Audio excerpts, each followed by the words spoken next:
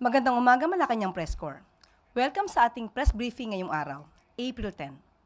Simulan natin sa mga magandang balita na dala ng administrasyon ni Pangulong Ferdinand R. Marcos Jr. sa bagong Pilipinas. Alinsunod sa pangakong modernization, sa hukbong sandatahan ni Pangulong Marcos Jr., pinatibay ng Armed Forces of the Philippines ang kanilang kakayahang pandagat sa pagdating ng pinakabagong naval asset, ang BRP Miguel Malvar, FFG-06.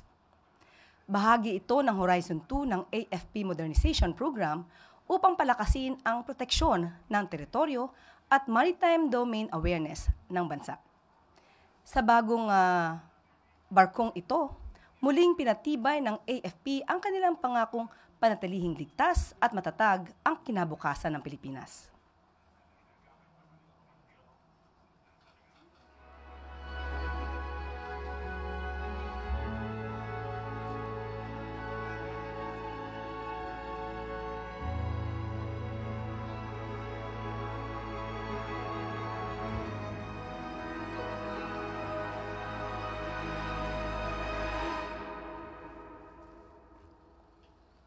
Isa pang good news, nominado muli sa iba't ibang kategorya sa 2025 World Travel Awards ang Pilipinas. Pasok ang Pilipinas sa mga kategoryang Asia's Leading Beach Destination, Asia's Leading Dive Destination, at Asia's Leading Island Destination na mga napanalunan din ng Pilipinas noong 2024. Maging ang Boracay, Intramuros at Cebu ay nominado rin sa iba't ibang kategorya. Ang mga nominasyong ito ay patunay sa likas na ganda ng Pilipinas at masigasig na pagtutok ni Pangulong Marcos at ng administrasyon sa turismo.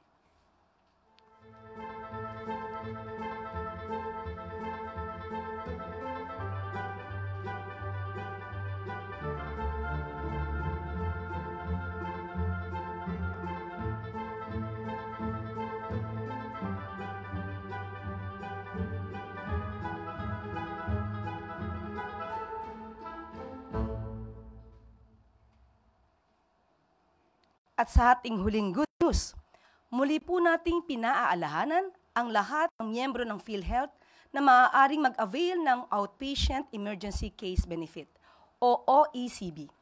Ito'y package sa lahat ng mga PhilHealth accredited hospitals mula Level 1 hanggang Level 3 simula pa noong February 14, 2025.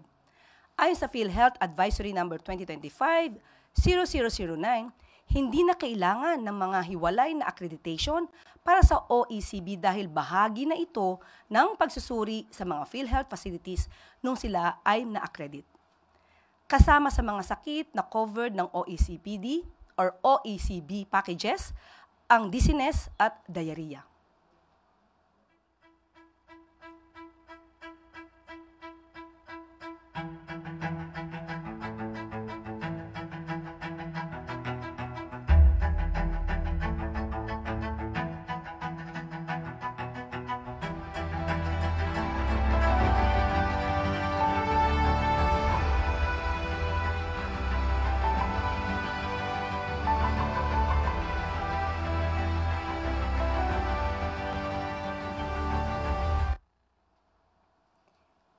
Yan po ang tagubilin ng ating Pangulo, palakihin at palawigin ang benepisyong makukuha ng taumbayan mula sa PhilHealth. At yan po ang good news natin sa araw nito. At makakasama rin po natin ngayong umaga si Special Assistant to the President for Investment and Economic Affairs, Secretary Frederick Go, para sagutin ang ilang katanungan tungkol sa 17% tariff na ipinataw kamakailan ng Amerika. Good morning, Secretary.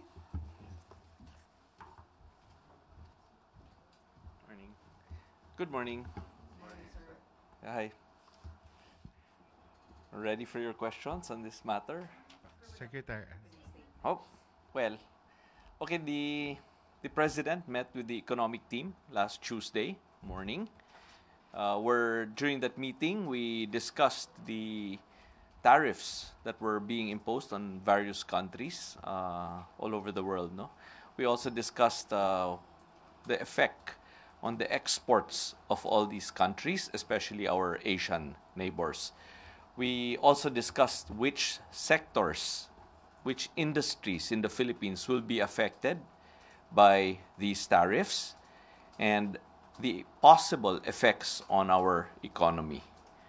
And of course, we concluded the meeting by discussing possible ways forward, possible next steps, possible actions that your government can take regarding these reciprocal tariffs. First question po, Alvin Baltazar, Radyo Pilipinas.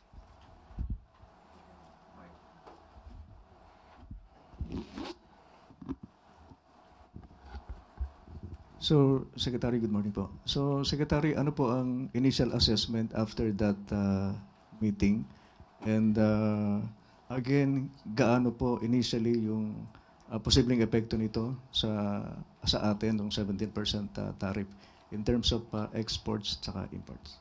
Unang-una, ang nakikita po natin, no, malinaw na malinaw sa mga reciprocal tariffs na inimpose ng Amerika sa mundo, ay medyo advantaged po ang Pilipinas ng kaunti, no? Kapag linista niyo lahat ng Asian countries, no, makikita niyo po na ang pinakamataas na tariff ay nag-uumpisa sa mga 54%, pababa ng 40+%, 30+%, 20+%, at ang Pilipinas ay second to the lowest po at 17%, no? Ang isang bansa na mas mababa sa atin ay ang Singapore at 10%. So kapag tiningnan nyo po yun, in-analyze nyo po, ay medyo mukhang maganda po para sa Pilipinas. May konti po tayong advantage. However, we are aware that any tariff, any additional tariff still affects certain industries in the Philippines, no? Which is why we think that may konting effect po to. Based on the NEDA estimates, posibleng may effect po to ng 0.1% sa ating GDP in the next 2 years. So, konti lang po yung effect, no? Of course, we have to also think that this is only one export sector of the country. And businesses are generally quite resilient. Kung magsara ang isang market, naghahanap po silang ibang market na ma-open. So, but to answer your question directly, the estimate is a 0.1% effect on our GDP. Harley Valbuena, PTV. Good morning, Secretary. Sir, as the economic advisor of the President, what is your advice to him to contain the impacts of the global tariff of the USA? Unang-una po, hindi po ako advisor ni Presidente. I'm his special assistant. I work for him. Hindi po ako yung economic advisor. But I think there are two things that we have to do now, no? Clearly. One is to engage with our exporters, to discuss with them what are the possible measures that they can take and that the government can assist them in this current situation. No? That's the first thing. That's the most important thing. Secondly, we have to monitor kung anong ginagawa ng mga ibang neighbors po natin. No? Ano yung mga reaction nila dito sa tarifa at ano po ang reaction din ng Estados Unidos sa kanilang mga requests. But third, and probably this is what you've all been waiting for, but we have reached out to the United States Trade Representative or ang USTR na tinatawag.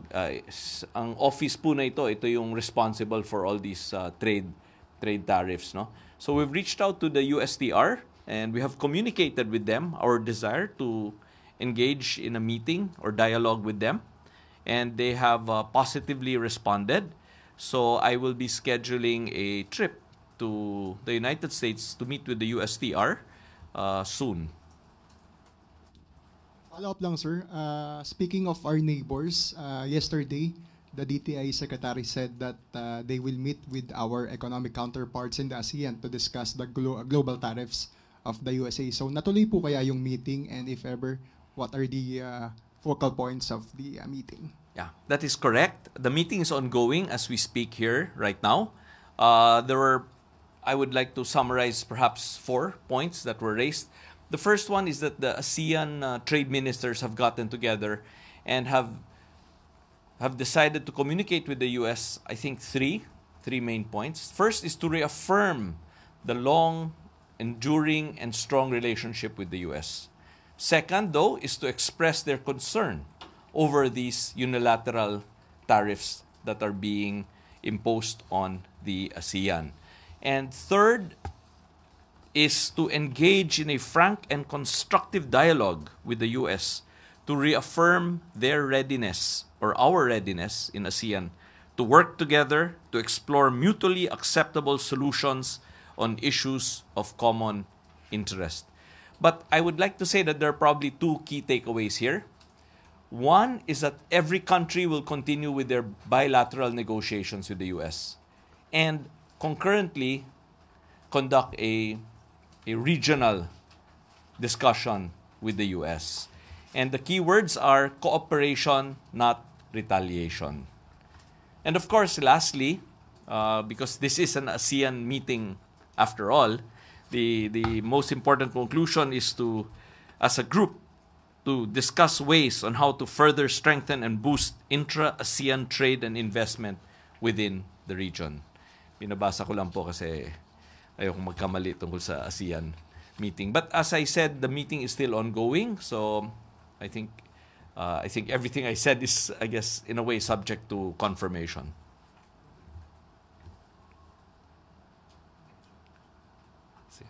Maricel Halili, TV5. Sir, dun sa planned trip po ninyo sa US, are you going to appeal to the US government na baka pwede nilang i-consider wag na tayong bigyan ng taripa kahit na second to the lowest tayo? I think the key words are probably not appeal. This is a negotiation. And of course, in my opinion, the best possible outcome is a free trade agreement. No? A free trade agreement means zero tariffs on their side, zero tariffs on our side. That's probably the best possible outcome of that meeting. But again, it's open communication, dialogue, cooperation, and let's see what we can negotiate. And this is also a common factor among the ASEAN countries. I cannot speak for the other ASEAN countries, but for ourselves, we are in a, shall we say, semi-good place. But of course, we cannot be complacent. We need to keep monitoring what the other countries do, and for ourselves, we need to negotiate an agreement that will be beneficial for our country and for the businesses and enterprises in our country. Thank you. Okay na. Thank you.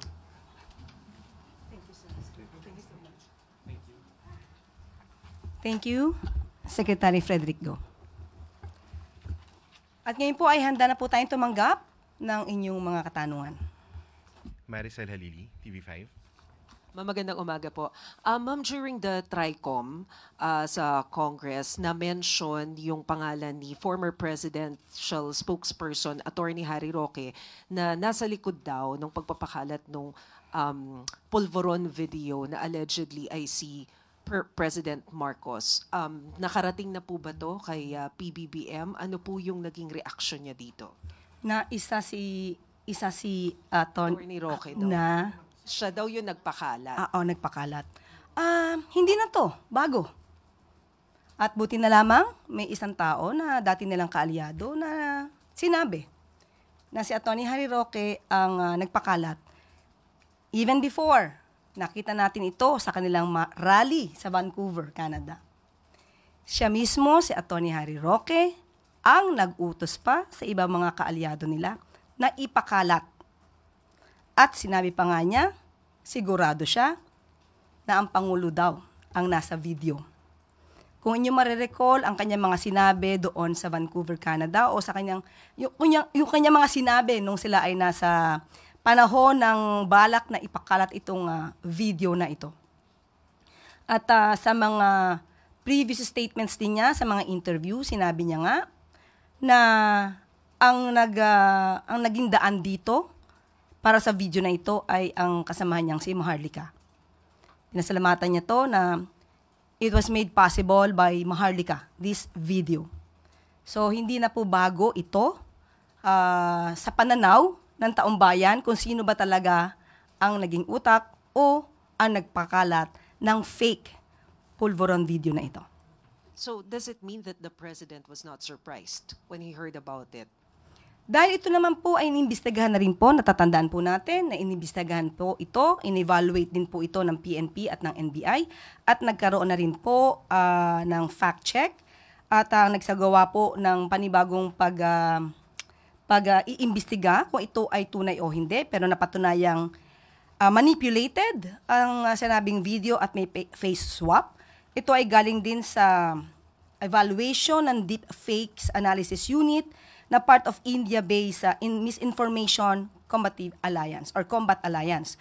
So hindi po ito lingid sa kaalaman ng palasyo dahil ang nais lamang po ng Pangulo ay maipakita sa taong bayan na hindi totoo ang kanilang pinapakalat na video at hindi totoo ang kanilang ibinibintang sa kanya. Ma'am, will there be any legal action from Malacanang? Nakausap natin ang Pangulo at sinabi po niya na hayaan na lang po natin ang ating mga law enforcement agencies, ang NBI, ang DOJ, ang magsagawa ng pag-iimbestiga patungkol dito. At kung mayroon dapat na managot, kung napakita talaga ang liability ng kahit sino dyan na involved, ay dapat lamang po siguro masampa ng kaso kung ito po ay makikita naman po ng DOJ at ng NBI. Salamat po. Ivan Mayrina, GMA7. Yusek, may we get a statement on the kidnapping and murder of businessman Mr. K? Confirmed just today by Secretary Remulla. Nagkausap po kami, kanina lamang po, ni General Torre at saka ni General Jean Fajardo. At ang una po nilang sinabi sa akin ay magkakaroon po sila ng sariling press conference. At nung mga panahon na hindi po sila nagsasita ay dahil yun daw po ang bilin ng pamilya. Pero ngayong araw po na ito ay magkakaroon sila ng sariling press conference. At ang pinakahuling update po sa akin ay meron po silang case conference na nagaganap as of 10 o'clock or 10:30. The Filipino-Chinese business community expressed alarm over what they call a spate of kidnapping incidents. Sa bilang po nila, 12 so far this year. What does the palace have to say about this, and are we going to take stronger measures to respond to this? Opo, patuloy po ang pag-iimbestiga po dito. Hindi po ito tutulugan ng gobyerno. Ang lahat po na nagaganap dito ay pinagbilin po ng Pangulo na dapat imbestigahang mabuti para po malesen o ma-eradicate ang mga ganitong klaseng krimen dito sa Pilipinas. Ann Soberano, Bomborazo. Yusek, good morning. The Philippine Coast Guard on Tuesday said that it has spotted another Chinese research vessel sailing sa Cagayan Province. Na-detect po ito sa pamamagitan ng dark vessel detection technology from Canada. And it is the second ship that entered the northern economic zone ng Pilipinas. Ano po ba yung reaction dito ng Malacanang? Parang persistent na po yung presence ng mga Chinese research vessel sa ating teritoryo. Opo, sa mga ganyan pong mga issues po ay ipapaubaya po natin sa ating Philippine Coast Guard at nakikipag-ugnayan po tayo sa ngayon kay Commodore Tariela at malamang po maya-maya lamang po ay ibibigay namin sa kanya ay sa inyo ang kanyang mensahe. Sakaling mapatunayan na nagsasagawa nga talaga ng marine scientific research ang Chinese vessel na yon, ano po ba ang magiging hakbang ng pamahalaan? Sa ngayon po ay aalamin po muna natin, hindi po tayo pwede mag-speculate at ito po ay sensitibong issue. Kapag ka po napatunayan at meron po ng imbestigahan at meron na po tayong data, ibibigay po namin sa inyo ang sagot agad-agad po. Thank you po, ma'am. Pia Gutierrez, ABS-CBN. Hi, ma'am. Ma'am, lately marami pong mga kandidato for the midterm elections ang napapansin because of their misogynistic or insensitive comments made during their campaign.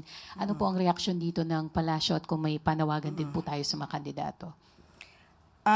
Paano nga ba ang ganitong klaseng pananalita noon ay pinapalakpakan? Parang ipinagbubunyi ang mga kandidato o mga leader na nagsasalita ng walang karespe-respeto, lalo-lalo na sa mga kababaihan. Ipinagmamalaki at ginagawang katatawanan, ginagawang joke, ang pambababae ng mga kalalakihan. Ginagawa ring issue at katatawanan ang mga rape na sitwasyon. Hindi na po ito dapat. Hindi po dapat na gawing idolo ang mga ganitong klaseng tao. Hindi po dapat ito pamarisan. Hindi na po dapat ito pinapalakpakan. Kung nagawa ito dati at pinapalakpakan, hindi na po sa panganahon ng administrasyon ni Pangulong Marcos na dapat itong mangyari. Kaya ayon po sa Pangulo, hindi po katanggap-tanggap ang mga kandidatong ganito ang nagiging naratibo sa kanilang pangangampanya. Dapat pong mapanatili ng bawat isa, ng bawat kandidato, lalo-lalo na pa mga kandidato na nagnanais na maging leader ng bansa. Dapat ipagpatuloy nila ang pag-promote ng respeto, ng integridad, at ng truthfulness o katotohanan sa kanilang mga sinasabi habang sila ay nagbibigay ng kanilang mga pangako sa kanilang mga constituents at sa mga botante. So masaya po ang Pangulo dahil po mabilis din pong umaaksyon ang COMELEC patungkol po dito sa mga walang karespe-respetong pananalita ng ibang mga kandidato.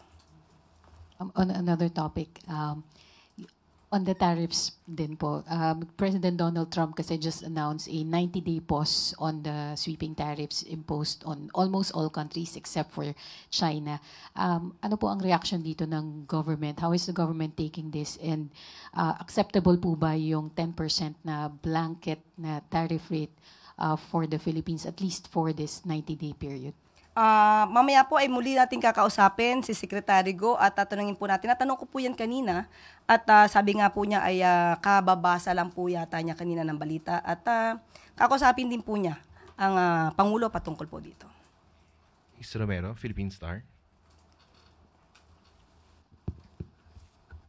So wala pa po tayong concrete measures on tariff sa US so far. So pinag-uusapan pa lang as we speak, no, Yusek? I was supposed to ask about that later. A while ago. Opo, nandito po kasi kanina si Secretary Go at siya po nagpaliwanag patungkol po sa mga maaaring gawing aksyon ng administrasyon patungkol po dyan. Okay. So, yeah. Regarding yung sa misogynistic comments, you're saying it was cheered, no, before. So, are you attributing it to our former president, yung mga ganong uri ng komento? Para sa record lang po. Wala po akong sinasabi na particular na tao. Kung yun po ang nasa sa isip po ninyo, yan po ay karapatan nyo pong mag-isip at mag-judge kung ano man po yun nasa isip po ninyo. Okay, so the President himself said it was unacceptable, yung mga ganong uri ng mga pananalita. Pintos. Opo, sinabi niya po. At tinanong po natin siya kanina kung ano ang kanyang mensahe, yun daw po ay unacceptable. Okay, salamat po. Thank you po. Eden Santos, Net 25. Good morning po, Yusek. Balikan ko lang po yun dun sa di umano'y pulveron na video ni Pangulong Marcos. Sabi niyo po kanina ay naimbestigahan na yan, pero biglang iimbestigahan pa ng DOJ at NBI.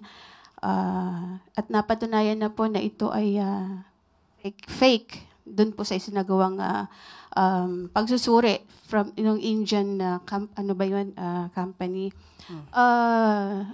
Wala po bang plano ang Malacanang, especially ang Pangulong Marcos, na magpa-hair follicle test na siyang hinihingi po para matuldukan na itong issue po ng di umano'y paggamit ng ipinagbabawal na gamot ng ating Pangulo?